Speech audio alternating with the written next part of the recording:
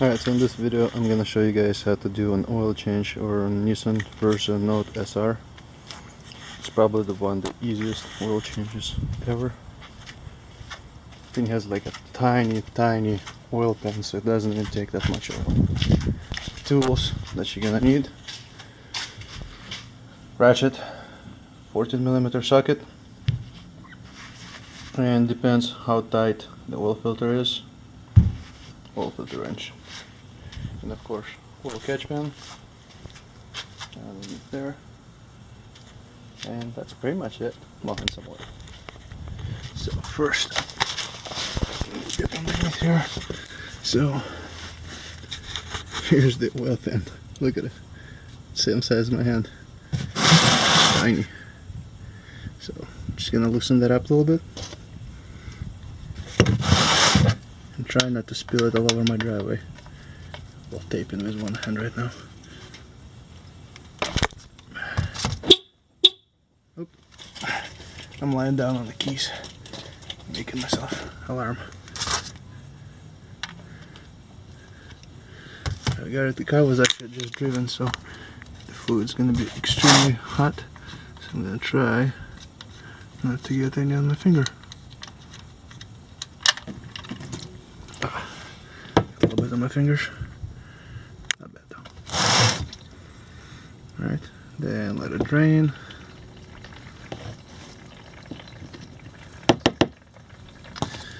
So what we're gonna do next is loosen the oil cap so it drains a little bit quicker. And then we're gonna give it a few minutes.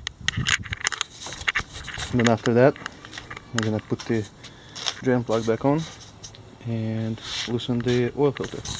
Alright, so once it's almost done draining over here, we're gonna put the oil plug back on. We're just gonna snug it by hand.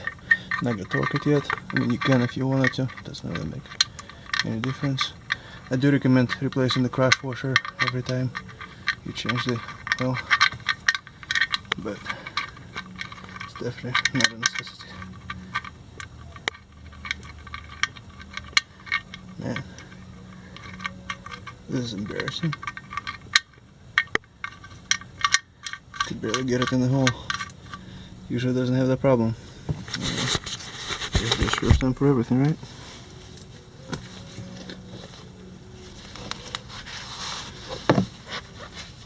I'm sure somebody will make a comment. You shouldn't be doing this without glass. Or some crazy shit like that. You're gonna have herpes if you do this without glass. I don't know. I've been doing it without glass and haven't gotten herpes, so should be okay. So this is probably gonna be extremely hot. Oh yeah. I'm actually going to use pliers because of how hot the filter is. Because usually I'll just do it by hand, but it's over 100 degrees outside and the filter being very hot, I feel like this is just a safer bet to do it with plier.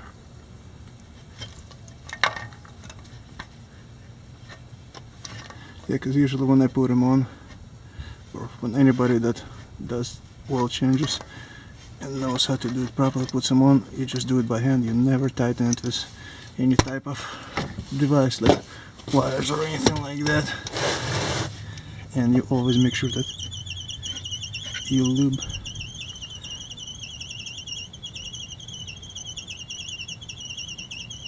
What the hell was that noise? Don't know where that's coming from. But yeah, you always want to make sure that you lube the seal on the oil filter.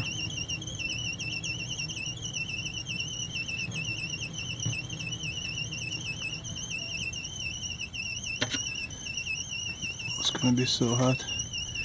I'm gonna try to grab it without spilling it all over myself again, but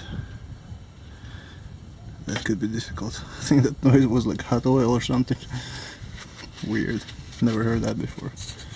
But it can't be anything crazy, right? Trying to figure out how to position the camera so you guys can still see it. Here. I'm gonna try to put it on my catch pan right here. See if that works out. If not, then you guys just gonna have to listen to me and trust me that I'm unscrewing it right now and possibly not spilling any on myself. Man, this filter is fucking hot. Whee! Did not spill any on me. That's good. Now, once you let that drain, go grab a new filter, pre-lube it, put it on. Don't forget to torque in your nut or bolt. I mean, nut. Alright, so first we're gonna have to pre-lube this O-ring. I'm just gonna put a little bit of oil in here. Some people do it with used oil, some with new oil. So it doesn't make that much difference as long as it's done.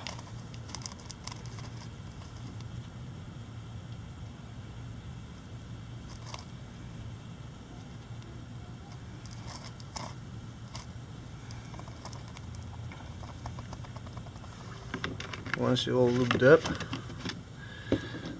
get underneath it, and let's put this little bastard on. Oh. Push. Gotta somehow figure out. I'm doing it on my camera. That's not a point and shoot right now. So it's not. Alright, sorry about the delay, guys. I just have to get the filter on. Just gotta put it up here like this. Then make sure to snug it. That the seal is good. Again, do not use pliers, just your hand. You don't need to have bare strength either. Just as long as you have somewhat decent grip strength, you'll be okay. And then, of course, you want to make sure that you wipe any excess oil off, just in case if you do have a leak, you can actually see it. So now we're going to put and snug our oil filter plug-in. Again, it doesn't require much torque at all. You don't want to snap the threads. Should be just, if you feel like putting too much torque on it, you probably are. Sweet. Cool. So next, what I like to do, I like to move the oil pan out of the way, just in case if any major leaks, you'll see them. But there really shouldn't be any leaks. I mean, it's a fairly new car. But the wifey drives it a lot, so she works pretty far away. She puts about 1,000 miles a week on it, so it does definitely sees lots of use.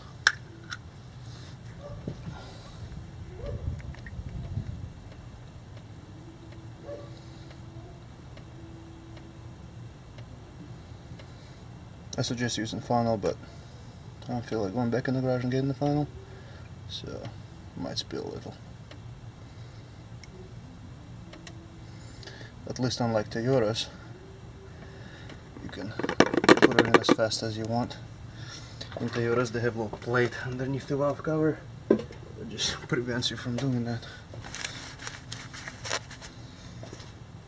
And then this car doesn't take much oil at all, so just make sure that you don't overfill it.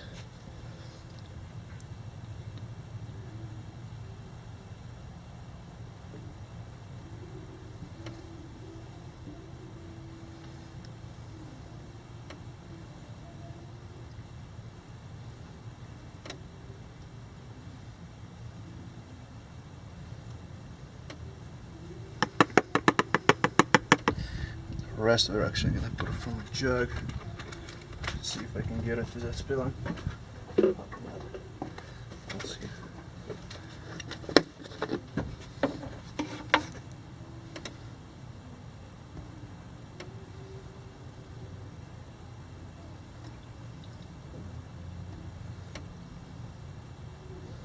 whoever's gonna ask if you see the jag's different color, yes, it's the same oil.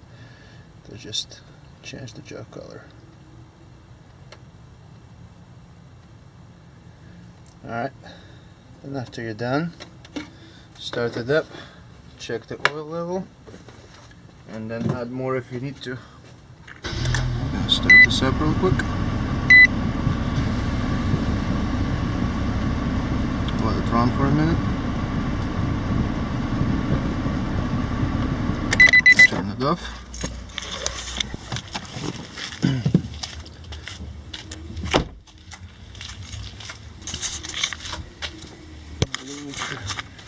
There's no oil leaks anywhere where we worked. Nope, no oil leaks. So I'll get here, and now I gotta check, make sure that oil level is good. So let's grab this bad boy over here.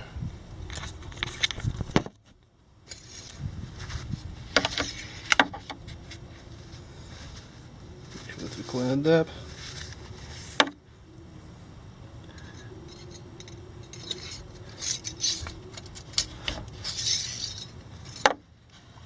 Check our oil level, so we're right about where we need to be. I don't know if it's visible on the camera. And so just you always want to make sure that you double check that, and I try to keep it towards the higher part of the little checkered stuff, so like almost all the way to the high. So that's it, success. Again, if you guys didn't see how I reset the oil meter, I'm gonna show you one more time, because lots of people asking about that versus. So it's actually fairly simple. So first we're gonna put key into on position. As soon as the maintenance comes up, you press and hold, and then blinks, and then you can set by pressing how many miles you want it. I'm setting this one at 5 just because car is getting driven a lot, but it will let you set it to almost anything you want.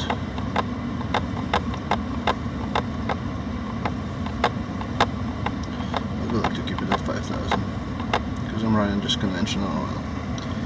That's it. Once it stops blinking, we'll sit.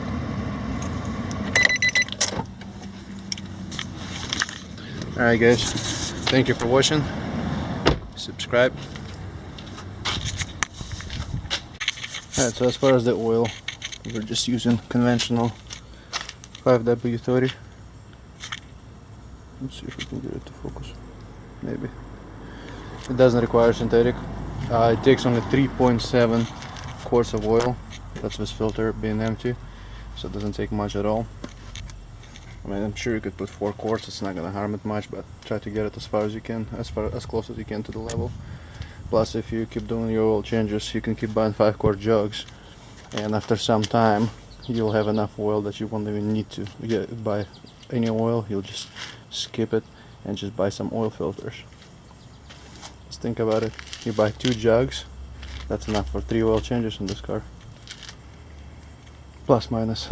Oh yeah, and the drain plug is 25 foot-pounds if you're using a torque wrench. Well, that's pretty much it. I mean, I'm sure you could use some synthetic oil and do longer intervals. For me, it's just not cost efficient, honestly, because again, car's getting about 1,000 miles a week, so I'm doing oil changes about every month in it. And by me doing the oil changes every month in it, even if I put synthetic oil, that's nice to actually, for it actually to last, you gotta put decent oil filter. Well, once you add the cost of synthetic oil and decent oil filter, it's honestly about the same price or maybe even a little bit more. So I just prefer to stick with the regular oil. Plus it's recommended for this vehicle anyway.